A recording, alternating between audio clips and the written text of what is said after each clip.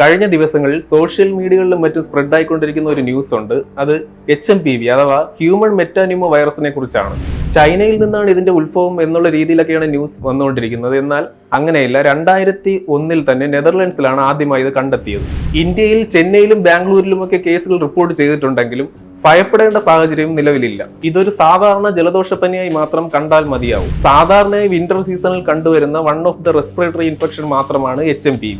പ്രധാനമായി എല്ലാവരും ശ്രദ്ധിക്കേണ്ട ഒരു കാര്യമുണ്ട്. കോവിഡ് പോലെ അത്രയും സിവിയർ അല്ല HMPV. അത്രയും വ്യാപനശേഷിയോ മരണനിരക്കോ HMPVക്കില്ല.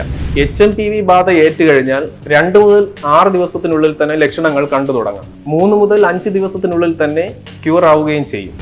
സാധാരണ ഒരു ജലദോഷപ്പനിയുടെ ലക്ഷണങ്ങൾ തന്നെയാണ് ഇതിനുമുള്ളത്. ചുമ, ജലദോഷം, തുമ്മൽ, മൂക്കടപ്പ് എന്നിവയൊക്കെയാണ്. ഇനി ഇതിന്റെ കോംപ്ലിക്കേഷൻസിലോട്ട് കടന്നു കഴിഞ്ഞാൽ ബ്രോങ്കൈറ്റിസ്, ന്യൂമോണിയ പോലുള്ള രോഗങ്ങളിലേക്ക് കടക്കാം. PCR ടെസ്റ്റുകളിലൂടെയാണ് ഇതിന്റെ രോഗനിർണയം നടത്തുന്നത്.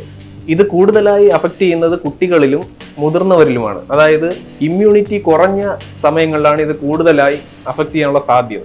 ഇതിന് പ്രത്യേകിച്ച് ഒരു വാക്സിനേഷനോ ട്രീറ്റ്മെന്റോ നിലവിലില്ല. പ്രധാനമായും supportive care, fever control, hydration, എന്തെങ്കിലും കോംപ്ലിക്കേഷനിലോട്ട് പോയാൽ മാത്രം ഓക്സിജൻ തെറാപ്പിയൊക്കെ ആവശ്യമായി വന്നേക്കും.